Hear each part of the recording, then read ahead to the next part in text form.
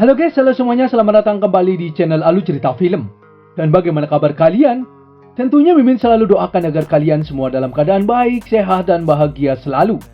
Untuk episode kali ini, Mimin akan merangkum sebuah film dongeng series dari film Martial Master untuk part terbarunya.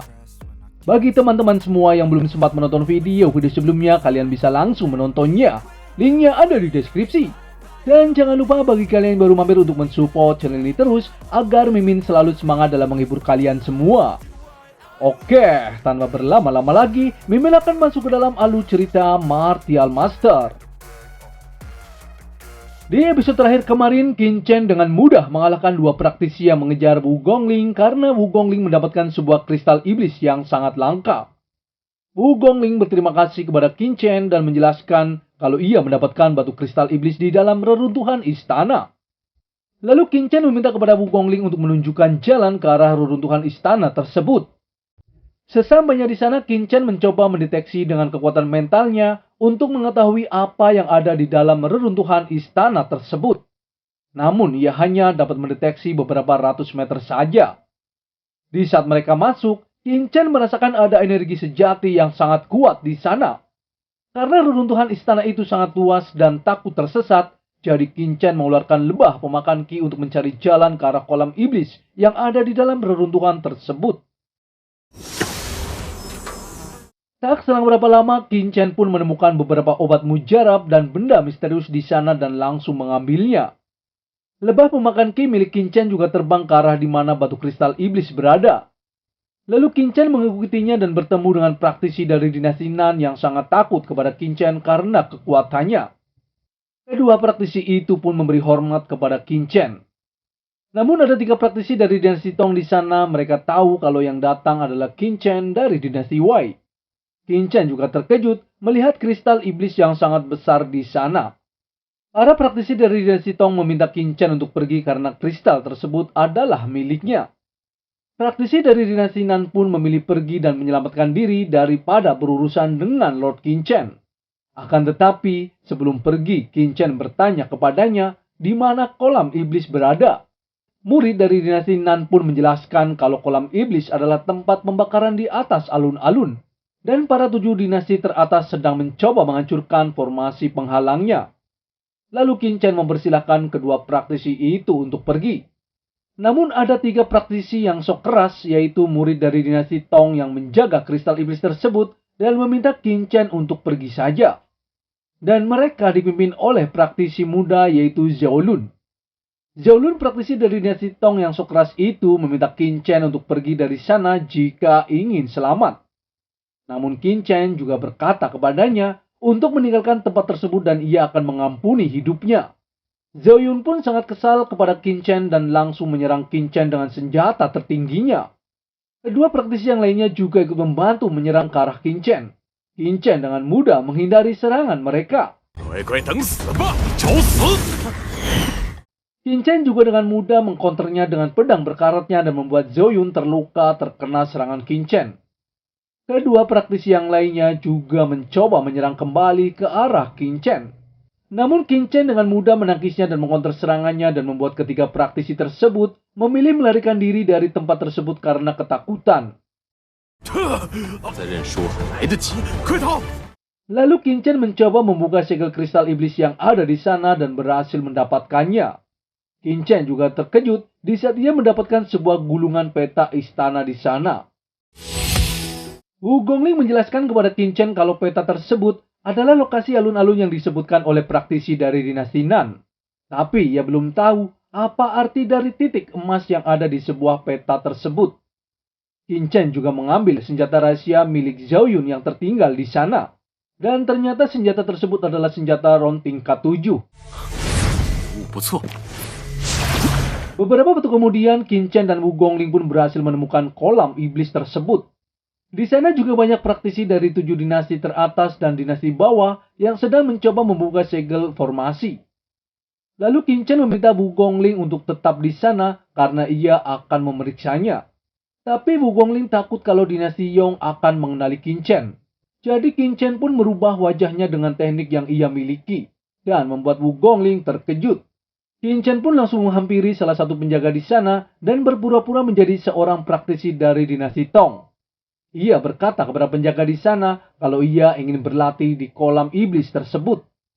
Penjaga itu pun berkata kalau ia adalah praktisi dari 7 dinasti utama. Ia juga mempercayai Qin Chen dan memperbolehkan untuk bergabung memecahkan formasi di sana. Lalu Qin Chen berterima kasih dan langsung bergabung dengan orang-orang dinasti teratas. Di sana juga ada jenius muda dari dinasti Long Yuan, yaitu Zhao Zhengfang. Ia meminta anak buahnya untuk mengawasi semua orang yang sedang membuka formasi agar tidak terjadi hal yang tidak diinginkan. Seketika Li Yuanzheng dari dinasti Tang mengatakan kalau orang-orang yang sedang membuka formasi hanyalah para praktisi lemah.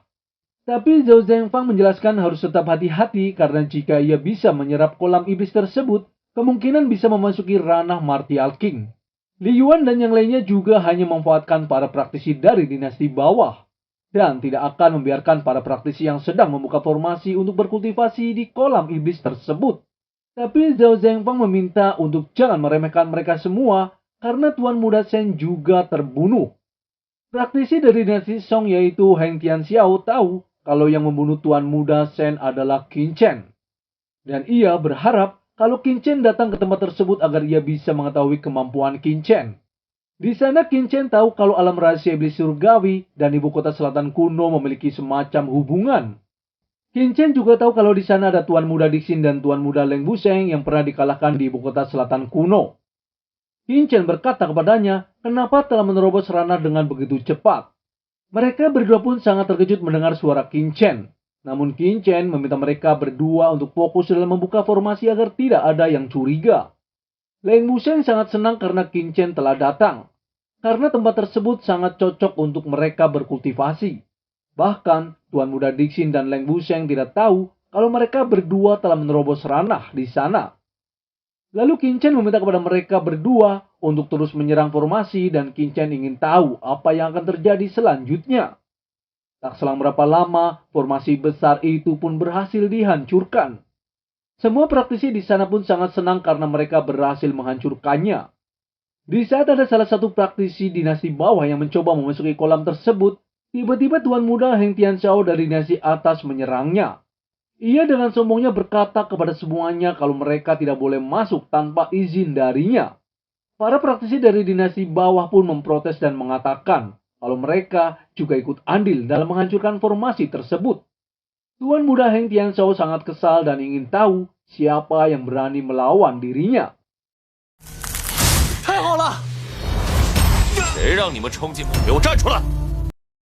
Lalu Qin Chen dengan penyamarannya mengatakan mengapa 7 dinasti atas ingin membunuh para praktisi dinasti bawah. Padahal praktisi di sana sudah berkontribusi untuk menerobos formasi larangan tersebut. Di sana para praktisi tahu kalau suara itu adalah suara Qin Chen. Tapi mereka tidak tahu di mana Qin Chen berada.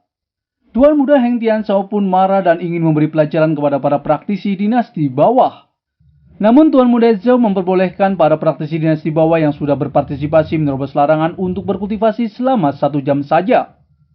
Dan setelah waktunya habis, semuanya harus segera pergi. Para praktisi di sana pun menuruti apa kata Tuan Muda Zhao dan langsung memasuki kolam iblis surgawi. Tuan Muda Zhao juga meminta Tuan Muda Heng Tianxiao untuk jangan berulah terlebih dahulu. Dan ia akan memberi waktu selama 1 jam dan baru akan bertindak. Di sana Qin Chen juga meminta Tuan Muda Dixin dan Leng Buseng untuk berkultivasi terlebih dahulu. Tak selang berapa lama salah satu praktisi yang akan berkultivasi melihat ada beberapa batu kristal iblis di sana dan akan mengambilnya. Akan tetapi di saat ia akan mengambilnya, ia langsung dibunuh tanpa ampun oleh Tuan Muda Zhao. Tuan Muda Zhao juga berkata kepada semua praktisi di sana siapapun yang berani mencuri kristal iblis, ia tidak akan segan-segan untuk membunuhnya.